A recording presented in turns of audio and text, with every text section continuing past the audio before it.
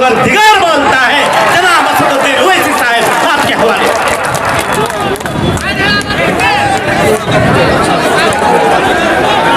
कौम मिल्लत, उलमाए किराम, बुजुर्गाने कौम और मिल्लत, मेरे इज़्ज़तदार माँ और बहनों, मेरे गरीब नौजवान साथियों, आप तमाम का मैं दिल की गहराइयों से शुक्रिया अदा करता हूँ कि आपने अपना कीमती वक्त निकाल कर आज के इस इम्तिहान में इंशाअल्लाह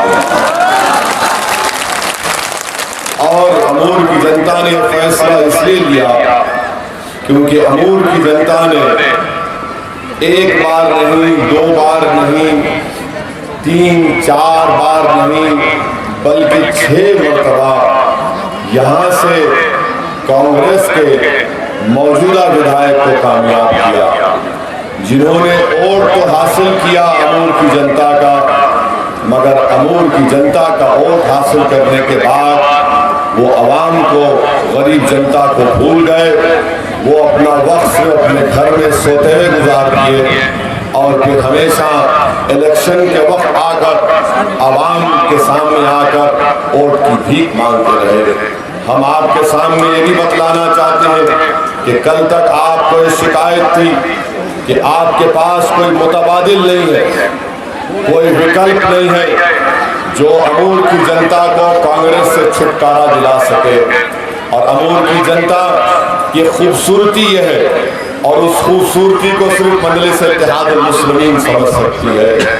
हम आपके सामने ये बात कहना जरूरी समझते हैं कि जब हमने कहा कि हम सीमांचल की सरजमीन पर बसने वालों से इंसाफ की लड़ाई है, हम इंसाफ को हासिल करेंगे और इसलिए हमने कहा कि हम सीमांचल में गुलदस्ता तैयार करेंगे और वो गुलदस्ता में सिर्फ 1 फूल नहीं होगा, 2 फूल नहीं होगा, 3 फूल नहीं होगा, 4 फूल नहीं होगी, बल्कि जब एक गुलदस्ता बनता है तो उसमें मुख्तलिफ फूल लगते हैं। चाहे वो फूल सुरजापुरी के नाम का फूल हो, चाहे वो शेरशाहबादी के नाम का फूल हो, चाहे वो कुलैया का फूल हो, चाहे वो पश्चिमा का फूल हो, हम इन फूलों को जमा करके एक गुलदस्ता बनाना चाहते हैं। जब गुलदस्ता बनेगा तो यही इत्तेहाद की ताकत और कुव्वत के बलबूते पर इंशाअल्लाह ताला सीमांचल से इंसाफ होगा। ये मजलिस इत्तेहादुल मुस्लिमीन की कोशिश है और मैं आपसे वादा कर रहा हूं कि मैं इस गुलदस्ते को बनाकर रहूंगा इंशाअल्लाह ताला। ये हमारा आपके दरमियान में खड़े होकर एक वादा है और ये कोई सियासी वादा नहीं है, क्योंकि हम जानते हैं कि जंग को जीतने के लिए, चाहे वो सियासी जंग हो, सोच की जंग हो, फिक्र की जंग हो, उससे पहले इत्तेहाद पैदा होना जरूरी है और इत्तेहाद के लिए जरूरी है उन तमाम लोगों को उनका जायज मुकाम मिले और तब जाकर हम जंग पर कामयाबी हासिल कर सकते हैं। इसीलिए हम आपसे वादा कर रहे हैं कि इस गुलदस्ते में मजबूत बनाना है, ये आपकी हमारी जिम्मेदारी है। यकीनन ये जिम्मेदारी असदुद्दीन ओवैसी से शुरू होती है। मैं मजलिस इत्तेहादुल मुस्लिमीन के खादिम के तौर पर आपसे वादा कर रहा हूँ कि ये हमारी सोच है, हम किसी को छोड़ना नहीं चाहते। और आज आप देख रहे हैं कि अख्तरुल ईमान इस फूल का एक बहुत बड़ा, गुलदस्ते का एक बहुत बड़ा फूल है। अख्तरुल ईमान को हराने के लिए दुश्मन में तो इत्तेहाद पैदा हो गया जो कभी आपने नहीं सोचा था, वो कम से कम मजलिस की वजह से तो हो गया। हमने जो इत्तेहाद की फजा पैदा की, जो बदलाव की लहर पैदा की, इसलिए आज मजलिस इत्तेहादुल मुस्लिमीन के मुखालिफीन परेशान है। मेरे अजीज दोस्तों और बुजुर्गों, आपने यहाँ पर 6 मरतबा कांग्रेस के जनाब मस्तान साहब को वोट दिया और जब जनता यहाँ पर सैलाब, बाढ़ आती है, जमीन कट जाती है, तो अब्दुल मस्तान साहब ने क्या कहा था? आपने जनता के सामने कह दिया कि ये दसान है, कटान नहीं है। ये कहा था ना, हम लोग झूठ तो नहीं बोल रहे। उन्होंने कहा था कि दसान है बेटा, कटान नहीं है।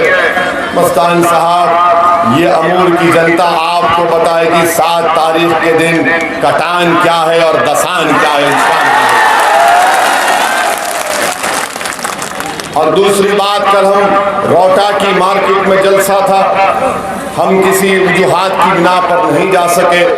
हम नौजवानों से अपील करेंगे कि ज़रा हमारी इस बात को रिकॉर्ड करके रोहटा के उस जनता तक पहुंचा दिया जाए कि 6 मरतबा का विधायक रोहटा की मार्केट में ना एक शौचालय, ना बैतुल खला है, ना एयर कूलर है। क्यों नहीं है? वहां पर अगर उसको उस मार्केट को डेवलप किया जाएगा, उस ट्रैफिक जैम को खत्म किया जाएगा, तो सबसे अहम रोड है रोहटा की मार्केट की रोड। अगर रोहटा की मार्केट को सही किया जाएगा, वहां पर बैतुल खला बनाए जाएंगे, वहां पर शौचालय बनाए जाएंगे, वहां पर मच्छी रखने का इंतजाम होगा, तो वो मार्केट में कारोबार करने वाले, वो मार्केट जो 1 किलोमीटर लंबी मार्केट है, उससे गरीबों को फायदा हो सकता है। मगर जिसको आपने वोट दिया उसने गरीबों का फायदा नहीं सोचा। वो नहीं चाहता था कि गरीब के जेब में पैसा आ जाए, वो ये नहीं चाहता था कि गरीब को ताकत मिले। वो हमेशा गरीबों को अपना गुलाम और अपना नौकर बनाकर रखना चाहता था। हम आपसे कह रहे हैं कि जमहूरियत में अख्तरुल ईमान आपका खादिम होगा, आपका गुलाम होगा, आप हाकिम होंगे, आपके हुक्म पर हम काम करेंगे इंशाअल्लाह। ये मिजाज मजलिस इत्तेहादुल मुस्लिमीन का है। ये दूसरा मिजाज कांग्रेस का है कि गुरूर और तकब्बुर में डूबकर इस तरह की बातें करते हैं। ये बाढ़ का इलाका है और सीमांचल में महानंदा बेसिन का काम जो आज से 40, 45, 50 साल से रुका हुआ, हम आपसे वादा कर रहे हैं कि महानंदा बेसिन के काम को शुरू कराएंगे इंशाअल्लाह ताला। और महानंदा के ऊपर एक ब्रिज का काम भी कराएंगे जो सीमांचल की सरजमीन पर बसने वालों के लिए बहुत जरूरी है। और वो काम अगर कोई करा सकता है, जो बिहार की विधानसभा में जाकर अगर कोई मुख्यमंत्री की आंखों में आंखें डालकर शेर की तरह अगर ढार सकता है, तो कोई नहीं है सिवाय अख्तरुल ईमान के। इसलिए हम आपसे अपील कर रहे हैं कि अख्तरुल ईमान को कामयाब करिए। अख्तरुल ईमान ना सिर्फ अमूर की जनता की एक बेबाक आवाज बनेगा, बल्कि अख्तरुल ईमान इंशाअल्लाह ताला सीमांचल की सरजमीन पर बसने वाले उन बेजुबानों के दर्द और उनकी तकलीफ की आवाज बनेगा। सीमांचल की सरजमीन पर बसने वाले वो हमारे नौजवान जो लाखों की तादाद में कभी पंजाब, हरियाणा या फिर दिल्ली जाते हैं, उनको रोजगार उन्हीं के गांव में, उन्हीं के क्षेत्र में फराहम करने की कोशिश करेगा।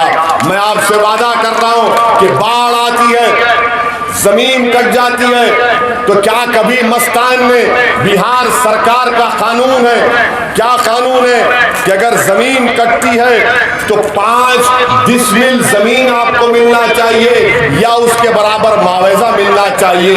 क्या कभी मस्तान ने आपको 5 डिसमिल जमीन दिलाई? क्या जमीन के बदले में मुआवजा दिलाया? तो फिर मेरी माँ और बहनों, हम आपसे वादा कर रही है, सरकार का कानून है, अख्तरुल ईमान को कामयाब करिए। खुदा न खास्ता अगर बाढ़ आती है तो हम आपसे वादा कर रहे हैं कि बाढ़ आने से पहले टाटबंद का काम होगा, और उसके साथ अगर उस पानी आता है, जमीन करती है, तो हुकूमत के कानून के मुताबिक अमूर की सरजमीन पर बसने वालों को एक एक आदमी को 5 डिसमिल जमीन मिलेगी, या उसके बदले उसको पैसा दिलाने का काम अख्तरुल ईमान और मजलिस इत्तेहादुल मुस्लिमीन करेगी। यहाँ पर आप जानते हैं